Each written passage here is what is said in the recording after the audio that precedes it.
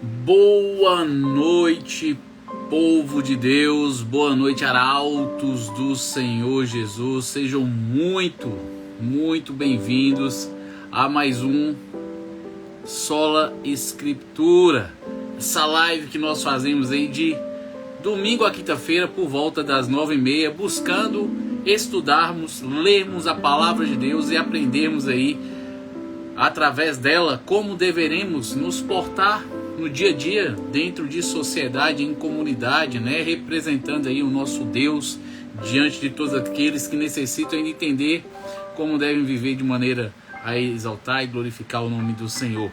Deixa eu postar aqui que estamos ao vivo, para que o pessoal possa ter oportunidade de vir e entrar e participar conosco. Glórias ao Senhor Jesus. Hoje vamos estar aí meditando. Zilda, seja muito bem-vinda. Elísio, Regina, Lucas, Pereiriane, fala seu nome aí, Andréia. Deus abençoe a vida de todo mundo aí. Boa noite, a paz do Senhor, amados, tá? A gente vai estar meditando hoje na palavra de Deus, Êxodo capítulo 19, tá? Já peguem aí suas Bíblias para que possam aí participar conosco. Enquanto o pessoal está entrando, deixa eu ver se eu deixo aqui um pouquinho mais claro, clarear um pouquinho aqui. Enquanto o pessoal está entrando, boa noite, Aninha, Deus abençoe sua vida. Vamos aqui, deixa eu apresentar para vocês. Da outra vez eu não consegui. Deixa eu diminuir aqui o volume. O Instagram criou agora, gente. Criou. Vocês estão conseguindo ouvir minha voz, né? Ontem não tem pra ouvir. O Instagram criou aí um canal, tem um nome de comunidade, onde a gente pode estreitar aí contato com o outro. E ali eu posso compartilhar links, fotos, vídeos. E esses vídeos e fotos podem ser feitos download. Você pode baixar esses vídeos, tá? E compartilhar nas suas redes sociais, se você achar que é interessante, que sirva aí para edificação de outras pessoas, a vida de outras pessoas. Você pode ali puxar o vídeo e compartilhar, tá? Então fica a dica aí embaixo da minha bio ali, comunidade. Você toca lá, entra e toca em participar, viu? É aqui dentro do Instagram mesmo, dentro do próprio Instagram, tá? Você não precisa sair do Instagram não, é aqui dentro, é uma criação do próprio Instagram. Tô dando a dica aí para aqueles que ainda não sabem dessa função. E nós temos aí uma comunidade agora onde eu posso compartilhar o material que eu coloco aí no perfil. Eu posso compartilhar lá, e se eu tiver que passar algum aviso, dar alguma informação, eu posso jogar lá para que vocês possam receber aí em um lugar aí mais seguro. Bacana? Então vai meio que substituir o nosso grupo do WhatsApp, tá? Porque agora tá dentro do próprio Instagram, tá bom?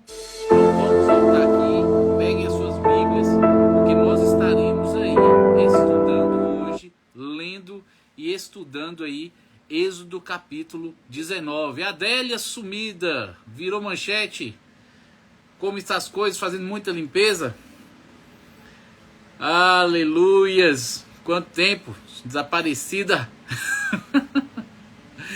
Gente, vamos orar agora para que a gente possa dar início aí à nossa leitura da Bíblia nessa noite e possamos refletir um pouco na palavra de Deus. Vamos orar agradecendo a Deus pela essa rica oportunidade de estarmos aqui reunidos essa noite. Vamos orar. Pai amado, vemos nesse momento, a Deus, lhe render graças mais uma vez por mais essa rica oportunidade. Venho aqui lhe agradecer pela vida daqueles que estão aqui presentes comigo. Obrigado pela surpresa de Adélia, que o Senhor venha continuar abençoando-a no seu trabalho, abençoando-a na família, abençoando as suas filhas, que o Senhor venha estar entrando em providência em suas necessidades e continue assim a trabalhar em seu coração, lhe dando assim cada dia mais um melhor entendimento e compreensão da tua vontade, da tua palavra. Complete a boa obra que você tem começado e começou e está desenvolvendo na vida dela. Quero lhe apresentar aqui a leitura bíblica de hoje, as pessoas que vão participar conosco, aquelas que vão entrar, aquelas que vão assistir durante o dia de amanhã, que o Senhor venha estar abençoando todas, trabalhando em todas, aperfeiçoando todas e convencendo aquelas que necessitam ser convencidas da necessidade de se render total e completamente ao senhorio de Cristo. Que o Senhor venha abrir os olhos espirituais, elas possam enxergar os erros, os pecados, venham reconhecer, venham se submeter, confessar, se arrepender, Deus, e ter um encontro pessoal com Cristo. Vá assim usando este momento de leitura, meditação, para que possa trazer as verdades contidas na Tua Palavra de maneira especial aos corações daqueles que ainda não compreenderam a necessidade de arrependimento. Vá assim, Senhor, nos abençoando no decorrer dessa noite. É no nome de Jesus que oro. E todos dizem amém. Amém, gente. Ó, minha mãe, bênção, mãe. Te amo, viu? Glórias ao Senhor. Minha mãe está aí acordada. Geralmente esse horário ela já está dormindo. Só veio dar uma passada, né? Daqui a pouco ela dorme. Gente, abrem aí a Bíblia, tá? No capítulo 19 de Êxodo, e vamos ler para ver o que é que o Senhor tem para nos ensinar ali em Êxodo no dia de hoje, tá? Abrem aí suas Bíblias, por favor. Acompanhe a leitura na Bíblia. Vamos ler lá, tá? Vamos ler juntos. Está escrito aí, verso 1, Êxodo 19, verso 1, está escrito. Oi, Lúcia, Deus abençoe sua vida, varoa. Obrigado pela presença aí hoje novamente. A Lúcia é uma das pessoas que não falta aqui praticamente quase toda noite. Ela está aqui conosco. Deus abençoe, Lúcia. Vamos lá. Êxodo capítulo 19, verso 1 está escrito: exatamente 2 meses depois de saírem do Egito, chegaram ao deserto do Sinai. Depois de levantar o acampamento em Refidim, chegaram ao deserto do Sinai e acamparam ao pé do monte. Que monte? O Monte Sinai, para onde Deus tinha ordenado que Moisés trouxesse o povo que era escravo lá no Egito. Então Moisés foi lá pedir Faraó para deixar o povo sair para adorar a Deus no monte de Deus, que é o Monte Sinai. Faraó não permitiu, Deus endureceu o coração de Faraó. A gente já falou sobre tudo isso nas lives passadas, né? E aí vieram as pragas. A gente falou sobre cada uma das pragas ali. A última foi a praga dos primogênitos. E ali naquele momento se instaurou a Páscoa. A Páscoa que hoje o pessoal celebra coelho e chocolate, ao invés de se recordar da libertação do povo de Israel do Egito. Hoje em dia o pessoal lembra do coelhinho que bota ovo de chocolate, né? Infelizmente o mundo vem substituindo o significado real do que significa Páscoa, justamente, e a gente sabe, né? Nós cristãos sabemos, para dificultar a compreensão das pessoas que não entendem nada, não sabem nada da Bíblia a respeito da Páscoa verdadeira. E quem é a Páscoa verdadeira?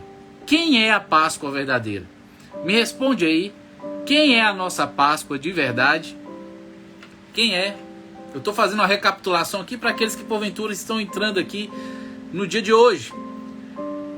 Royality Man, seja bem-vindo. Marcos, Deus abençoe sua vida. Cristo, André respondeu aí, Cristo é a nossa Páscoa. Paulo fala que Cristo é a nossa Páscoa. Então o cordeiro que era imolado ali, morto na celebração da Páscoa no Antigo Testamento, pegava o sangue desse cordeiro e aspergia, né? Pintava as portas ali, e o anjo da morte que deveria matar os primogênitos pulava. Páscoa significa pular, passar sobre, tá? O significado de Páscoa é esse no hebraico, é pular, passar sobre. Então o anjo pulava a casa que tinha o sangue do cordeiro pintado na porta.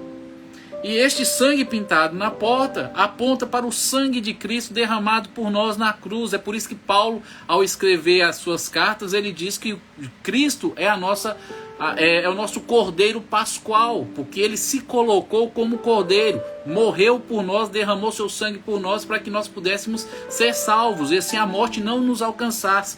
Deus amou o mundo de tal maneira que deu seu Filho unigênito para que todo aquele que nele crê não pereça, mas tenha a vida eterna. João 3,16. Por isso Jesus é conhecido como o Cordeiro de Deus que tira o pecado do mundo. Apontava justamente para esse cordeiro pascual ali. A gente fala sobre isso. E aí, Deus tirou o povo do Egito, libertou o povo ali da escravidão do Egito, que é um reflexo nos nossos dias daquilo que Cristo faz ao libertar o pecador do poder do pecado, do mundo, e trazer esse pecador para próximo dele. Esse pecador é liberto ali das amarras de Satanás, do diabo, da próprio desejo pecaminoso que existe dentro da gente, de viver de acordo com o próprio pecado. Cristo nos liberta deste poder, e aí nos dá o seu Espírito, e agora nós podemos decidir se pecamos ou não. Antigamente não tínhamos como decidir, o pecado nos atraía, nos escravizava, e a gente pecava, porque era o que era normal fazer. Uma vez em Cristo, agora podemos escolher, porque Deus, através do seu Espírito, nos capacita a decidir em o que fazer, permanecer na carne ou andar em espírito. Agora, já em Cristo, podemos decidir em fazer a vontade de Deus, e geralmente é o que acontece à medida que caminhamos, desenvolvemos intimidade, comunhão e amadurecemos em Cristo, conseguimos vencer aí o pecado, tá? Por causa do quê? Por causa do sangue derramado, da morte de Cristo, da libertação que veio através da sua morte, e de nós recebemos o Espírito Santo para nos capacitar a abrir mão do pecado. A gente não faz isso sozinho, tá? De maneira nenhuma. Nós não temos essa capacidade em nós. Somos pecadores. Se depender de nós, a gente vai continuar no pecado. É Deus que nos capacita agora, depois de arrependidos, depois de submetidos à vontade de Deus, depois de termos tido um encontro pessoal com Cristo, termos arrependido dos nossos pecados, entregado nossa vida a Cristo. Agora Deus vai nos governar através do seu Espírito, nos dando a capacidade de dizer não ao pecado, que era algo que a gente não conseguia fazer antes.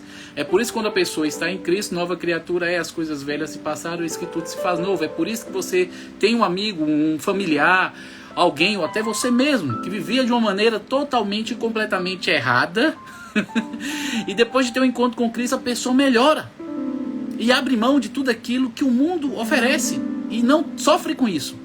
Isso é uma evidência do Espírito Santo habitando na vida da pessoa. É Deus capacitando ela a viver de maneira diferente. E aí Deus traz aí Israel, agora voltando ali para o Antigo Testamento, né? Eu estou fazendo todo um resumão aqui.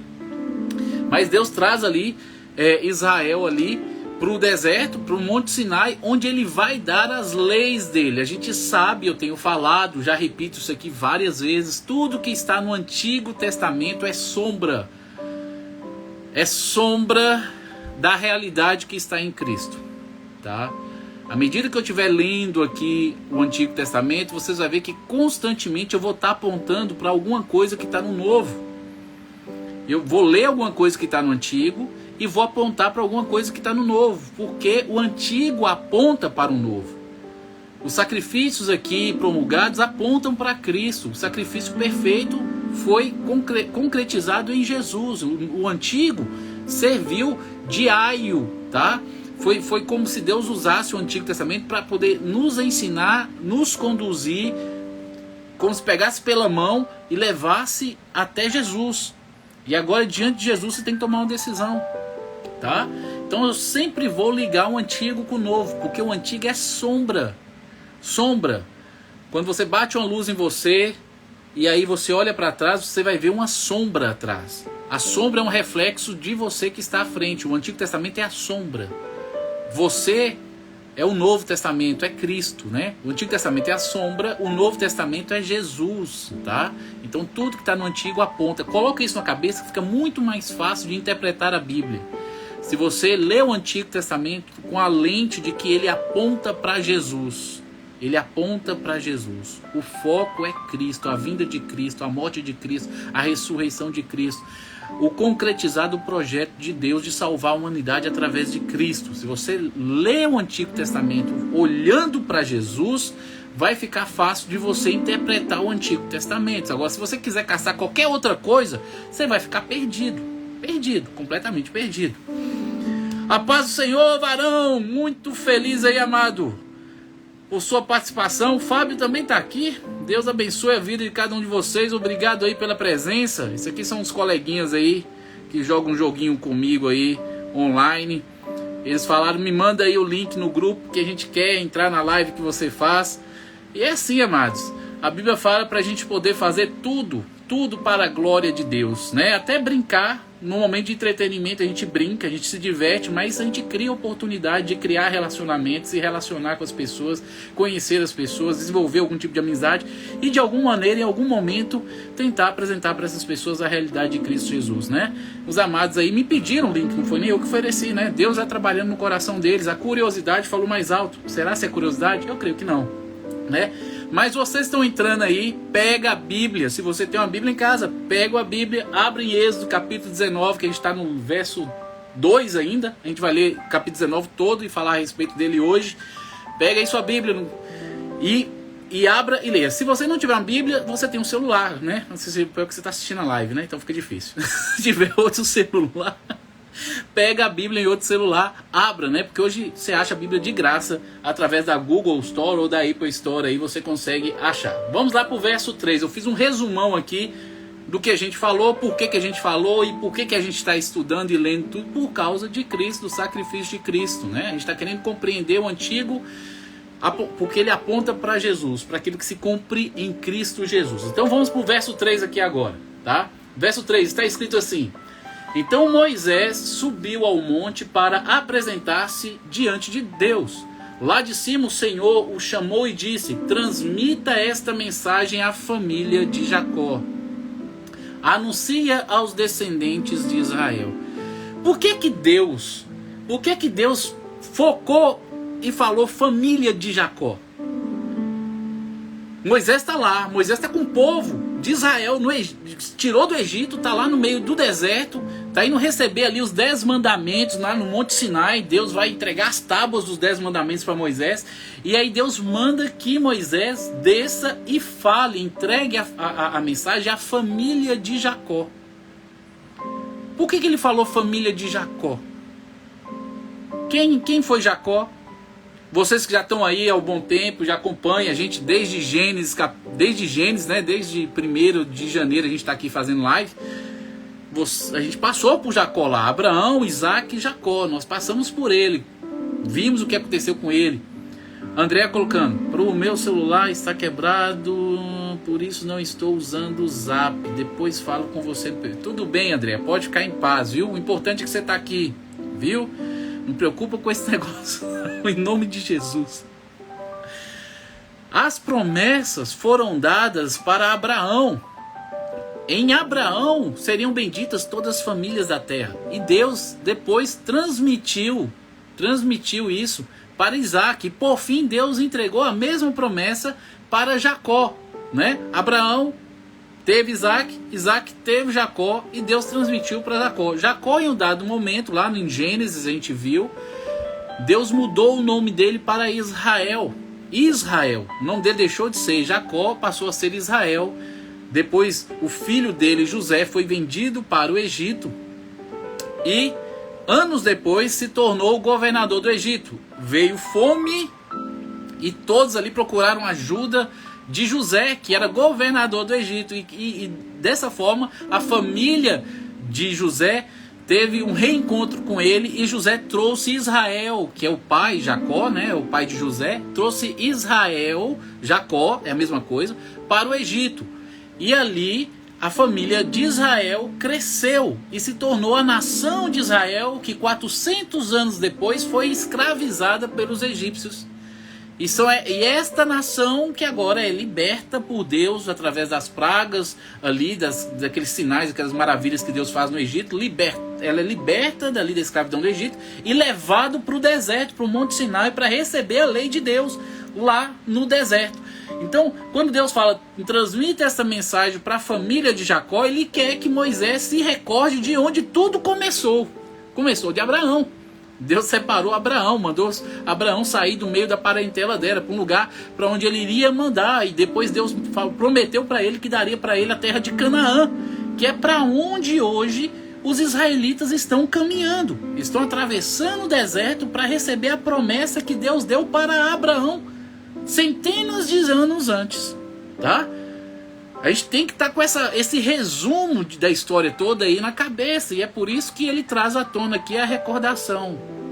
Todos vocês estão aqui por causa de Jacó, por causa de Isaac, por causa de Abraão, que ouviram a minha voz foram submissos à minha vontade e fizeram aquilo que eu mandei que eles fizessem. E por causa da obediência deles, vocês hoje estão aqui comigo. Ele quer que a nação se recorde de onde eles vieram e por que eles chegaram até onde estão agora. Por causa da obediência, por causa da submissão, por causa de estarem buscando viver em comunhão com Deus, o único Deus verdadeiro, tá? O Deus Jeová.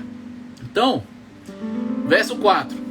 Vocês viram o que fiz aos egípcios, sabem como carreguei vocês sobre asas de águias e os trouxe para mim.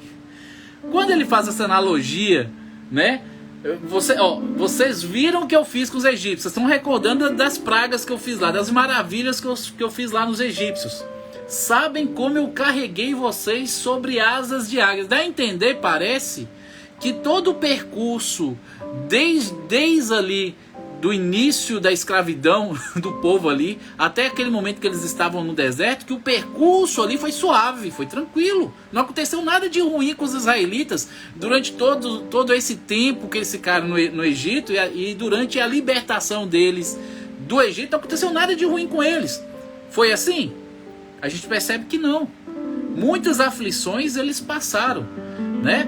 Mas mesmo assim Deus deu graça, Deus deu força, Deus deu ânimo, Deus os libertou ali do cativeiro e agora os estava levando para Canaã, né? Para a terra prometida ali para Abraão, Isaac e Jacó, né? Apesar dos livramentos, Deus não nos priva de padecermos dificuldades e sentirmos algumas coisas na nossa própria pele, viu? É só você olhar para os apóstolos. Eram homens salvos, cheios do Espírito Santo de Deus, tremendamente obedientes a Deus, usados poderosamente, faziam muitos milagres, maravilhas, os apóstolos ali, e mesmo assim eram presos, eram chicoteados, eram perseguidos, eram apedrejados, sofriam no corpo. Deus não nos protege dessas injúrias, tá? Ele nos conduz no meio do vale da sombra da morte, tá? Mas ele permite que a gente sofra situações, contextos ali desagradáveis de certa maneira. Nem sempre ele nos dá um livramento ali de forma a gente passar ileso por meio de desertos, não. Às vezes as pessoas sofrem coisas físicas, literais no corpo mesmo, tá? Mas Deus dá capacidade, através da intimidade, da comunhão com Ele, força, ânimo, das pessoas perseverarem mesmo em meio a tanto sofrimento, tá? Parece aqui que é bonito, né? Carreguei vocês sobre as asas de águias. Até parece que foi fácil assim, né? E os trouxe para mim. Verso 5, está escrito assim: agora, se me obedecerem e cumprirem minha aliança, serão meu tesouro especial dentre todos os povos da terra, pois toda a terra me pertence. Se me obedecerem e cumprirem minha aliança, serão meu tesouro especial. Por que você vai ser um tesouro especial? Elis colocou aqui: Deus escreveu o êxodo e a jornada para o Sinai. Não foi nada fácil para ninguém, justamente, Elísio. Porém, Deus estava presente sempre, justamente. É isso que eu estou tentando trazer para vocês. Nem sempre Deus nos livra de sofrer no corpo, tá? Ele nos abençoa, Ele nos dá graça, nós temos paz, mas a gente tem paz em meio a circunstâncias ruins. E em tudo dai graças. É por isso que ele fala para em tudo dar graça, né? Se Jesus sofreu, por que nós não sofreríamos? Tá bom? Nós seríamos um tesouro especial, gente, a pergunta que eu fiz para vocês aí, quando buscarmos nos santificar, quando buscarmos viver em comunhão, em intimidade, em submissão a Deus, sendo obedientes à vontade dele. Seremos um tesouro especial para o Senhor.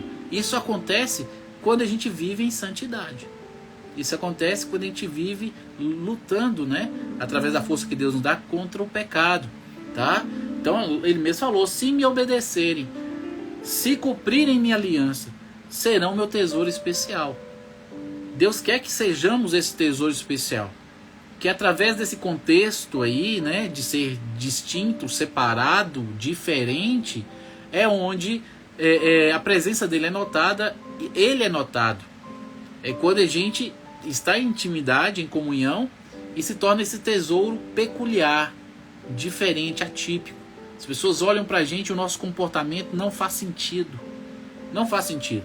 Diante de Deus, esse tipo de atitude é um tesouro, é algo agradável, ele é algo especial diante de Deus. Diante do mundo, isso é uma loucura, né? As pessoas nos tratam como loucos por abrirmos mão de tanto prazer, de tanta farra, de tanto contexto aí que a carne impulsiona a fazer. Por que a gente abre mão desses prazeres, se eles estão tão fáceis aí, acessíveis no mundo nos dias de hoje? Por que o cristão prefere dizer não? O cristão prefere dizer não porque ama a Deus, né? E este amor vem do próprio Deus que coloca em nosso coração este amor para com Ele, não vem da gente. É Deus que nos capacita a dizer não.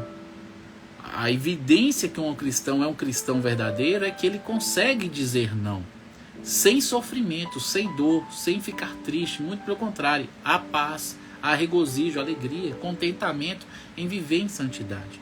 Aí você consegue perceber um cristão verdadeiro, tá? Aquele que não abre mão do pecado permanece preso a ele, não foi liberto, ainda está preso ao pecado, ainda não se tornou um cristão. Quem está em Cristo, nova criatura é o que as Escrituras dizem. Então no verso 6, serão meu reino de sacerdotes, minha nação santa. Essa é a mensagem que você deve transmitir ao povo de Israel. Essa promessa foi transferida para a igreja, tá? Lembra lá o que Pedro escreve lá em 1 Pedro, capítulo 2, verso 9? Olha o que Pedro fala. Presta atenção. Vocês, porém, são povo escolhido, reino de sacerdotes, nação santa, propriedade exclusiva de Deus. Assim, vocês podem mostrar às pessoas como é admirável aquele que os chamou das trevas para a sua maravilhosa luz. É a mesma promessa que foi feita ali para Israel, foi feita para a igreja nos dias de hoje. Deus nos chama para ser esse sacerdócio aí real e santo, para o representarmos onde quer que Deus nos coloque, tá? Que inclusive é algo que a gente vai continuar exercendo depois que Jesus voltar e a igreja for arrebatada, tá? Possivelmente durante o milênio aí, né? Eu creio que a minha linha de raciocínio é mais para que o milênio seja literal, tá? Apesar de que ainda não tenho a concepção ainda bem construída de como isso vai acontecer, até porque na Bíblia tem poucos versículos que apontam para a gente poder realmente ter uma certeza e ter uma visão ampla e concreta e completa de todo o contexto do milênio. Mas a minha concepção é de que estaremos no milênio com Cristo antes do juízo final. Depois que o milênio passa é que vem o juízo final. Existe um período de milênio ainda antes do juízo final. E novas terras, novos céus, e a habitação com Deus de maneira completa só vai acontecer depois do juízo, tá? O milênio é antes do juízo. Então tem um período aí de 1000 anos que existe uma possibilidade de ser literal. E durante esse período de 1000 anos existirá governos, existirá nações. E Deus fala que nós seremos sacerdotes, tá? E é por isso que lá em Apocalipse, capítulo 20, verso 6, está escrito assim, presta atenção: felizes e santos são aqueles que participam da primeira ressurreição. A segunda morte não tem poder algum sobre eles, pois serão sacerdotes de Deus e de Cristo, e reinarão com ele por mil anos, tá? E reinarão com ele por 1000 anos. Vocês prestaram atenção para vocês verem? Então, aqui Deus prometeu que Israel seria um sacerdócio real, seria nação santa e representaria Deus ali no Antigo Testamento diante das nações. A gente sabe que Israel não cumpriu isso plenamente. Desobedeceu a Deus, levou Jesus para a crucificação, preferiu um ladrão do que Cristo. Deus encerrou o povo de Israel na desobediência para exercer misericórdia com os gentios, que somos nós que não somos israelitas, nós somos gentios. E nós que somos gentios fomos chamados por Deus agora para sermos sacerdotes, como os israelitas haviam sido. Por quê? Porque nós seremos os sacerdotes durante o reinado de 1000 anos. Nós seremos os sacerdotes, tá? Então, não tem muita evidência escriturística, são poucos os versículos e a maior parte deles está em Isaías, que fala aí a respeito do milênio. Então eu não vou aprofundar aqui porque realmente tem poucos e também não é nenhum momento para isso. Só estou apontando para vocês o contexto do sacerdócio, tá? Lá no Antigo Testamento Israel tinha um sacerdócio e no Novo Testamento esse sacerdócio foi transferido para nós, que não somos de Israel, tá? Segundo o sangue. Não somos descendências diretas de Abraão segundo o sangue. Nós somos segundo a fé, não segundo o sangue, tá? Não somos judeus, tá bom? Verso 7.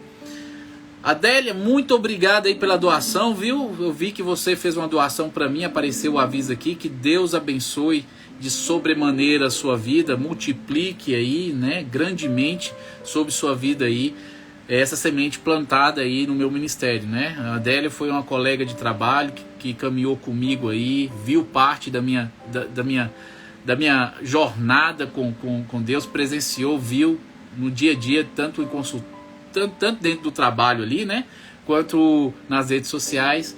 Muito grato aí pela sua bênção, tá? Na minha vida, obrigado, que Deus venha multiplicar sobre sua vida, Deus abençoe aí poderosamente, obrigado mesmo.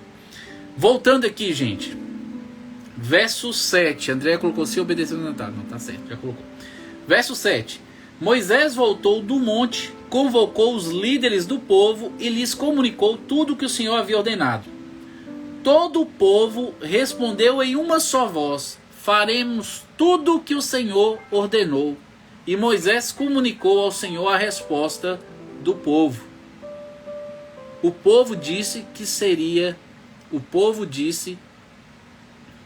obediente a Deus, que realmente faria tudo que Deus mandou. Foi isso que aconteceu, gente. Vocês já conhecem a história. Vocês já conhecem a história, vocês já ouviram essa história, já assistiram em filme, em desenho, vocês já conhecem a história. Foi isso que o povo fez? Foi isso? Por que é que o povo ficou 40 anos no deserto? Por que é que o povo ficou 40 anos no deserto? Aí, o André falou, não obedeceram. A gente vai continuar lendo, a gente vai ver mais lá na frente. Eles murmuram o tempo todo, eles reclamam o tempo todo, eles são rebeldes, insubmissos, eles não obedeceram. E por causa dessa incredulidade, por causa dessa insubmissão, dessa desobediência, Deus não permitiu que eles entrassem na terra prometida, Abraão, Isaac e Jacó. Em pouco tempo, eles passaram 40 anos andando em círculos no deserto, até que toda aquela geração incrédula e murmuradora morresse e os filhos substituíssem os adultos, e esses novos adultos agora pudessem entrar dentro da terra. Por causa do quê? Da desobediência, tá? Lá em Mateus 5, verso 37, está escrito assim: seja, porém, o vosso falar sim, sim, ou não, não. Porque o que passa disto é de procedência maligna. Se você fala que é sim, é sim. Se você fala que é não, é não. Se você quiser dar uma justificativa, dar um trejeito e tentar fazer uma reviravolta ali, dar um jeitinho e tudo, isso aí vem da carne. Isso é sabedoria demoníaca. Vem do pecado. Vem do diabo. Não tem nada a ver com Deus. O servo de Deus tem palavra. Ele dá a palavra dele, cumpre a palavra dele, ele só fala a verdade, ele não mente, tá? Então tomem cuidado ao fazer algum tipo de promessa diante de Deus, porque Deus acaba exercendo um juízo por causa disso, tá? Pense muito, muito, muito, muito antes de falar qualquer coisa, antes de prometer qualquer coisa diante de Deus, toma cuidado. Lá em Eclesiastes capítulo 5, verso 2, está escrito assim: Não se precipite em fazer promessas, nem apresentar suas questões a Deus. Afinal, Deus está nos céus e você na terra. Portanto, fale pouco. Fale pouco. Que sejam poucas as suas palavras. Jesus fala que por suas palavras você vai ser justificado e por suas palavras você vai ser condenado no dia do juízo. Pelo que sai da sua boca, você vai ser justificado ou você vai ser condenado. Jesus fala que a boca fala do que está cheio o coração, tá? Se você com tua boca confessar que Cristo é o Senhor e com seu coração crer, você vai ser justificado e salvo. Daí a importância do falar, do se tomar cuidado com o que fala. Porque se você mente demais, fala muita besteira, baboseira, coisas promíscuas, indecentes, imorais, promove o que é errado, pecado, através do falar, seu coração tá, sua boca está evidenciando o que está dentro do seu coração. E claramente você não está em comunhão com Deus, porque o que você está falando evidencia o pecado e não a santidade de Deus. A Bíblia fala que o coração fala, a boca fala do que está cheio no coração. Se a pessoa fala muito de Deus, muito do amor de Deus, muito da Bíblia, ela está cheia de palavra de Deus dentro do coração dela. É por isso que ela está falando a respeito da palavra de Deus. Se a pessoa só fala de BBB, só fala de besteira, de prostituição, de promiscuidade, de coisas ilegais, e aí vai. O coração dela está cheio dessas coisas. Às vezes a gente conhece, às vezes a gente tem contato com irmãos em Cristo, irmãos que estão na nossa igreja, foram batizados, estão lá. E a gente vai conversar com os irmãos, e sempre que a gente vai conversar com os irmãos, o que sai da boca do irmão é Flamengo, é Vasco, é Cruzeiro, é Atlético. O irmão só fala de time o tempo todo, time, e é um crente em Jesus. Aí eu falo, a boca tá falando do que tá cheio no coração. E o que tá cheio no coração do irmão ali é time de futebol. Porque é só nisso que ele fala. Uma coisa é você entrar no assunto, dar uma opinião e tudo e tal. Outra coisa é você permanecer falando a respeito da mesma coisa continuamente. Aquilo se torna muito importante para você. Então talvez aquilo seja até um ídolo no seu coração. Ele é mais importante que o próprio Deus, a leitura da palavra de Deus, a dedicação em estudar os projetos, os planos de Deus. E assim se tornar um instrumento, um obreiro aprovado, que sabe manejar bem a palavra, que não se vergonha de nada. Você está entendendo? Nós como cristãos temos que ter o coração cheio de Bíblia. De Bíblia. Para justamente Deus nos usar quando Ele quiser nos usar para evangelizar, para abençoar, tá? Alguém que necessita receber uma palavra da parte dele. Então, ó, cuidado. Verso 9. Meu Deus do céu, já são 10:10. Jesus, Maria, José, meu Deus do céu. Nós estamos no verso 9. Deixa eu ver aqui, gente, peraí. Ah, não, mas vai acabar rápido. Esse início foi bem detalhado, mas depois passa mais suave. Então, é que, né? Agora vai mais rápido. Ah, Senhor da Glória. Calma que a gente tem 1 hora, né? Só se passou 40 minutos, faltam 20 minutos, vai dar para fazer aqui o restante, viu? Preocupa não. Verso 9 está escrito assim: o Senhor disse a Moisés: virei até você numa nuvem densa para que o povo me ouça quando eu lhe falar, e assim confie sempre em você. Moisés relatou ao Senhor o que o povo tinha declarado. Então o Senhor disse a Moisés: desça e consagre o povo hoje e amanhã. Providencie que eles lavem suas roupas e estejam prontos no 3º dia, pois nesse dia o Senhor descerá sobre o monte Sinai à vista de todos. Quando você lava a roupa, você usa o que para lavar a roupa? Quando você lava a sua roupa, você usa o que para lavar a roupa? Você usa 2 coisas pelo menos. Mas eu quero que você cita uma. Quando você vai lavar, lavar faz você lembrar de quê? Lavar. Quando eu lavo alguma coisa, você lembra de quê? Água. Justamente, você lembra de água. Você molha aquilo. Por isso que chama lavar. Lavar cabelo, lavar roupa. Você usa água, tá? A gente já estudou, quem me acompanha aqui há um bom tempo, a gente já estudou, a gente já aprendeu que a água simboliza o quê? A água simboliza o quê na Bíblia? O que significa água na Bíblia? O que é que a gente aprendeu? Eu já dei aula sobre isso aqui, já mostrei vários versículos, mostrei para vocês aqui. O que é que significa água na Bíblia? Quem está aí mais tempo comigo sabe. A Catiane falou água e sabão. Isso, a Andrea respondeu. A Andrea está aqui há um bom tempo. A Andrea está aqui há um bom tempo, então ela já sabe das analogias, porque como boa discípula, já cansou de me ouvir ensinando isso. Então por isso que ela já vai direto ao ponto, né? Então, água aponta... Não vou mostrar os versículos aqui, mas à medida que a gente estiver estudando a Bíblia, vocês vão ver, que eu vou passar sobre isso depois.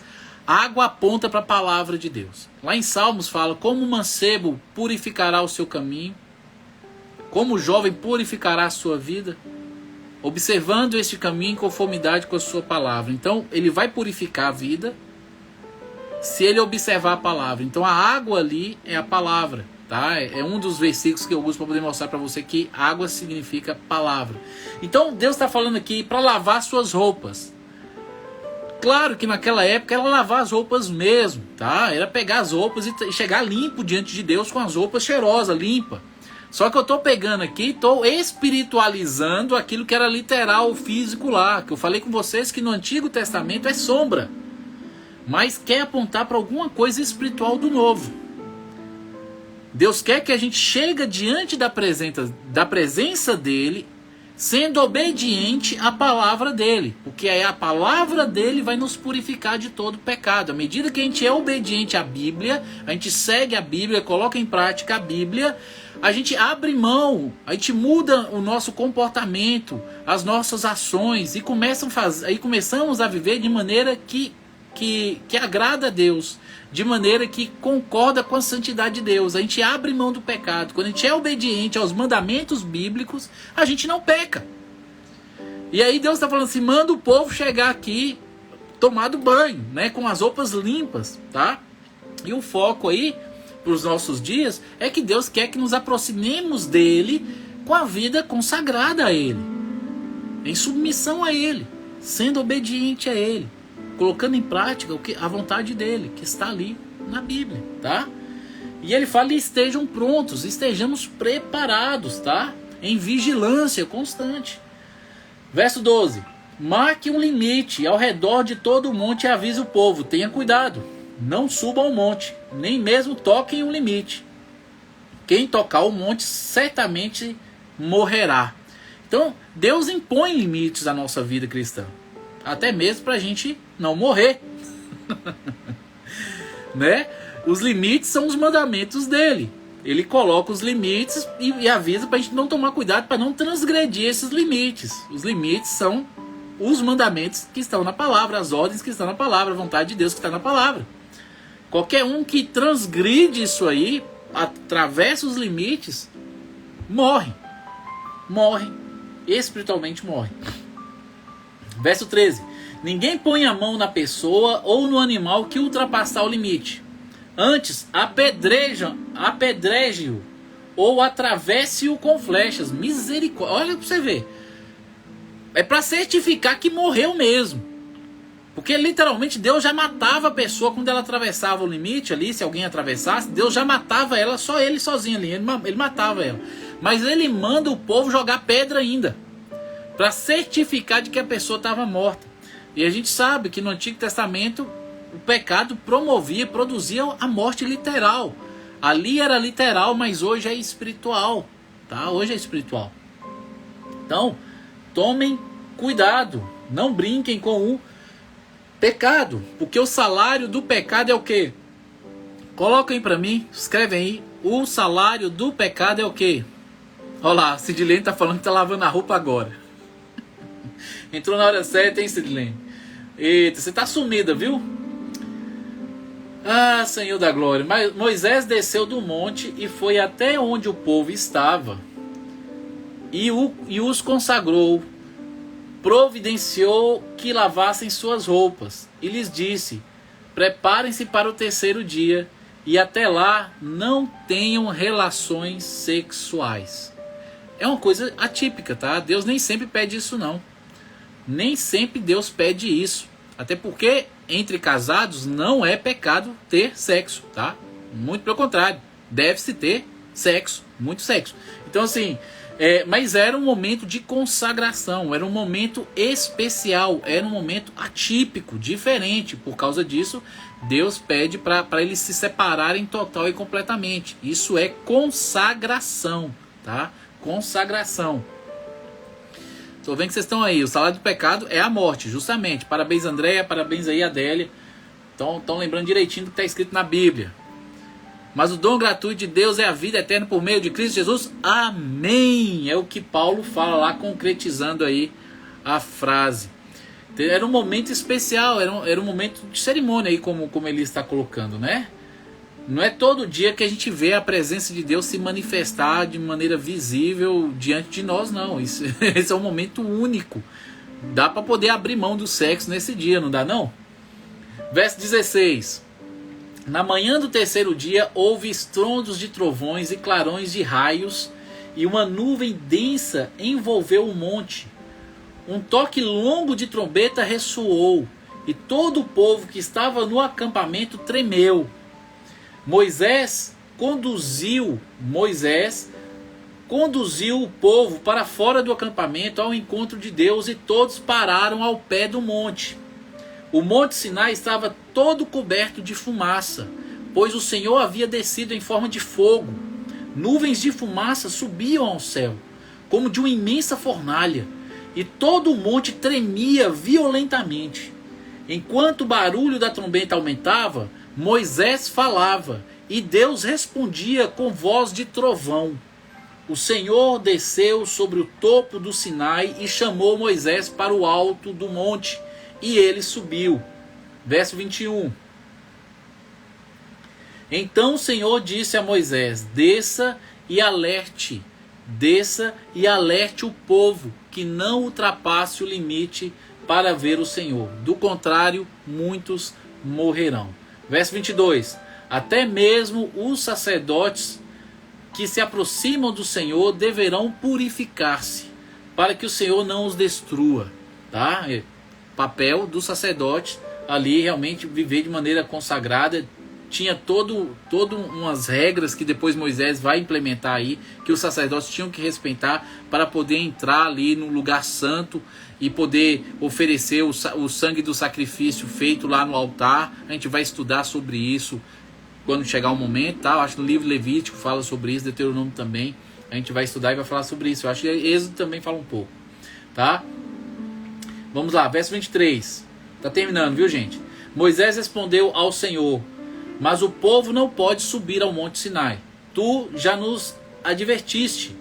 Marque um limite ao redor de todo o monte para separá-lo como lugar sagrado. Verso 24. O Senhor, porém, disse: desça do monte e depois suba de novo, acompanhado de Arão. Enquanto isso, não permita que os sacerdotes nem o povo ultrapassem o limite para se aproximar do Senhor. Do contrário, ele os destruirá. O Senhor os destruirá. O único que poderia chegar próximo era Moisés e era Arão.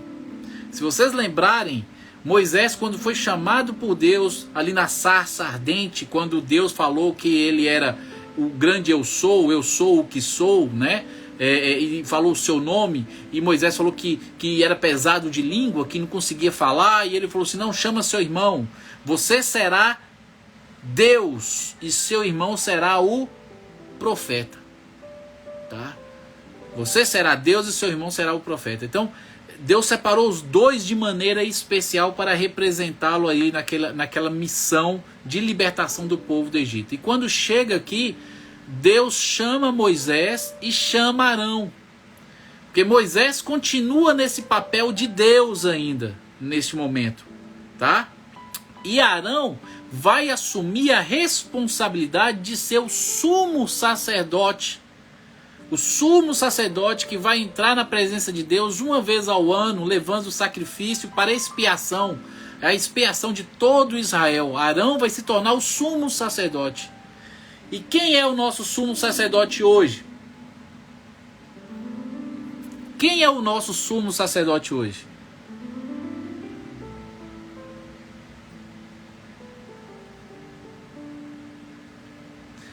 Quem é, André falando aqui? Ah, Senhor. Quem é o nosso sumo sacerdote hoje? Que ela adora ouvir trovão. Jesus é o nosso sumo sacerdote segundo a ordem de Melquisedeque. Tá? A gente aprendeu aí, André já estudou comigo aqui o livro de Hebreus, a gente já estudou aqui o ano passado o livro de Hebreus. André estudou aí, a gente mostrou isso aí claramente ali no livro de Hebreus. Quando a gente estiver estudando aí, falando sobre o sumo sacerdote, possivelmente eu vou linkar aí alguns versículos de Hebreus para já ir adiantando alguma coisa do novo para vocês. Lembre-se sempre, o Antigo Testamento é sombra. O Antigo Testamento é sombra. A realidade está em Cristo. O Antigo Testamento aponta para Cristo, o tempo todo, tá?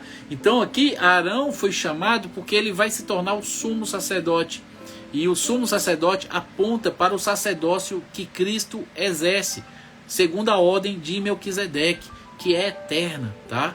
Ali não era eterno porque ali os homens morriam, mas Cristo, ele é eterno, tá? Assim como Melquisedeque não teve início e não teve fim, Deus chama Cristo para ser sumo sacerdote segundo a ordem de Melquisedeque, uma ordem eterna, tá? Sidlene, pode me indicar um livro específico para estudar com os jovens? Vixe, posso! Fogo no Parquinho, do pastor Iago Martins, tá? Fogo no Parquinho, do pastor Iago Martins. Eu fiz aqui algumas lives deste livro, aí, alguns capítulos deste livro, e nós estudamos aqui no perfil, viu, Sidlene? Mas é algo bem interessante para ser estudado com a juventude nos dias de hoje, em qualquer igreja. Porque tá todo mundo namorando errado. Infelizmente. Até mesmo eu namorei errado. Então, se eu tivesse o fogo do parquinho na época que eu tava namorando, meu namoro seria mais consagrado. Viu? Seria mais consagrado. Então, chegou depois, então já passou, eu já sou casado, tô com minha esposa, filho e tudo mais, mas é nossa vez de instruir a juventude a voltar a ter um padrão bíblico de relacionamento, de maneira a honrar a Deus dentro do relacionamento, tá? Dentro de um contexto mais íntimo, visando casamento, né? Testificação de novo, eu e o irmão James. O que é que foi? Você escreveu na hora que eu falei, foi? Foi, André, na hora que eu falei, você escreveu junto comigo? É testificação mesmo, viu? Se foi ao mesmo tempo, foi Deus, não foste tu, mas o Espírito Santo que revelaste. Falou através de mim, falou através de André no mesmo momento. É porque não estava passando nada na minha cabeça e de repente eu lembrei do livro. Lembrei, Fogo no Parquinho. É o melhor livro atualmente para ser estudado com juventude, é Fogo no Parquinho, tá? Você encontra aí na Amazon. E se puder comprar através do meu link, que está lá na bio, eu ainda recebo uma comissão por causa disso. Você ainda abençoa o meu ministério ainda, se puder comprar o livro através do link que está na minha bio aí, tá? Do Instagram. Gente, então voltando para cá. Jesus é o nosso sumo sacerdote. Lá em Hebreus 7:28 está escrito assim: a lei nomeava sacerdotes limitados pela fraqueza humana. Mas depois da lei, Deus nomeou com juramento seu filho, que se tornou o sumo sacerdote perfeito para sempre. Está lá em Hebreus capítulo 7, verso 28. Então, o sumo sacerdócio de Arão apontava para o sumo sacerdócio perfeito de Cristo. Hoje Cristo está lá no céu, à destra do Pai, apontando o sangue dele mesmo derramado, não o sangue de ovelha como o sumo sacerdote fazia, de animal como o sumo sacerdote fazia ali no dia da expiação. Ele mostra as marcas dele, as chagas dele. Ele é o cordeiro, ele é o animal. Ele não é animal, né? Ele foi o sacrifício feito, né? Ele mesmo. E ele chega diante de Deus e apresenta ali o seu sangue derramado por nós. e nos representa e consegue a nossa absolvição por causa do sangue dele derramado, tá? Então Jesus cumpre esse sumo sacerdócio no Novo Testamento. A gente vai estudar quando a gente chegar em Hebreus, vai demorar um bocado para chegar lá, mas quando a gente chegar a gente vai estar estudando isso aí com mais detalhes, tá? Verso 25, para concluir: Moisés desceu até onde o povo estava e lhes comunicou o que tinha sido dito. E aí acaba aí Hebreus 7:28, Elísio. Essa passagem que eu li, né? Essa passagem que eu li. Hebreus, deixa eu olhar aqui, confirmar. 7:28, porque a lei constitui isso, é isso mesmo, é 28, o que eu li, né? 20. E visto como não é sem prestar juramento, porque certamente aqueles sem juramento foram feitos sacerdotes. Não é 28 mesmo, viu, Elias? Confirmei aqui agora, Hebreus 7:28, que está esse versículo aí. Então, gente, nós terminamos aqui agora a live, tá?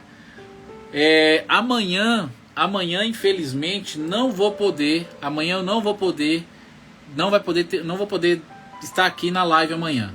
Amanhã vai ter uma reunião com o pastor na nossa igreja, tá? Tá, ok, Elísio. Ele está falando para ler em Hebreus capítulo 7 a partir do verso 20, tá? Lê aí para entender realmente, para entender todo o contexto, vai lá e lê essa passagem toda.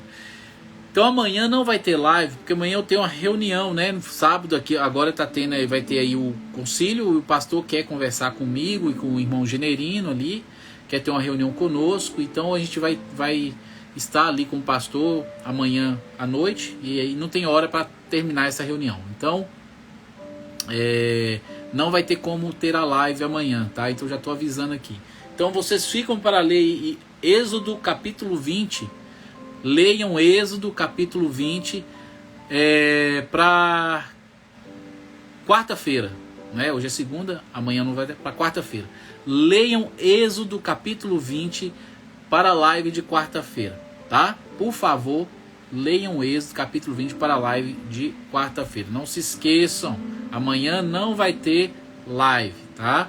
Eu vou ter uma reunião com o pastor, eu e o irmão Generino teremos uma reunião na igreja com o pastor e ela não tem hora para acabar. Então eu não vou fazer compromisso com vocês, que pode ser que eu não chegue aqui a tempo, tá bom? Então fica logo lá para quarta-feira, leiam o capítulo 20 de Êxodo e a gente vai ler e meditar na quarta-feira, tá? Vamos orar agora agradecendo. Obrigado, André, Elísio, Sidilene, Vani, eu acho que está por aí também. Adélia, eu acho que eu já falei.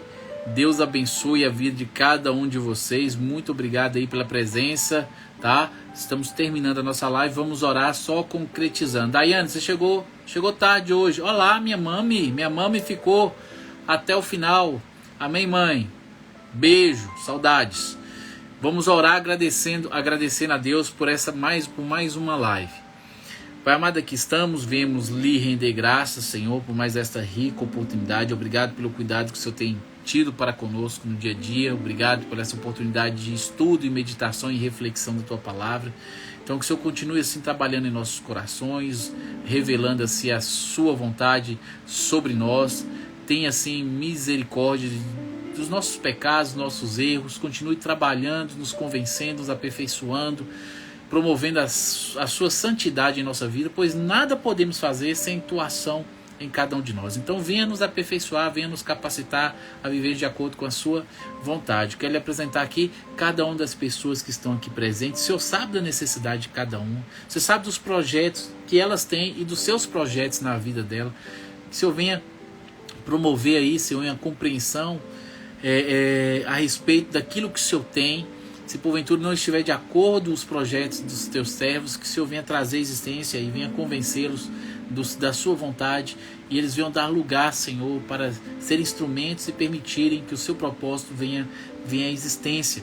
Vá assim abençoando as nossas famílias, vá abençoando aí a nação, Senhor, vá abençoando aí as nossas igrejas, os nossos pastores, os líderes dos vários departamentos, cada um dos recém-convertidos aí, dessa juventude que às vezes não tem sido bem orientadas, Senhor. Vivemos épocas difíceis, complicadas, muita diversão, muito entretenimento, muita distração, pouca dedicação em oração, em consagração, em submissão. Deus, tem misericórdia.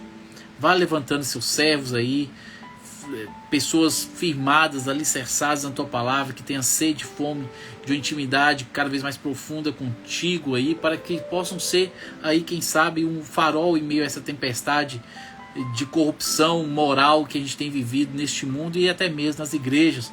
Que levante pessoas compromissadas contigo, Deus, para fazerem a diferença e ajudarem as pessoas a perceberem a diferença entre um cristão verdadeiro, submisso, que tem uma intimidade e é cheio do Espírito Santo, daquele que ainda nem teve um encontro pessoal com Cristo e está vivendo um engano, sem a menos nem saber que está perdido. Deus, tem misericórdia, tem misericórdia. Que o Senhor venha estar assim, nos capacitando a cada dia, dar um nosso melhor testemunho para ajudar as demais pessoas que estão distantes a entenderem o quão distantes estão, se arrependerem dos pecados e se renderem total e completamente ao senhorio de Cristo.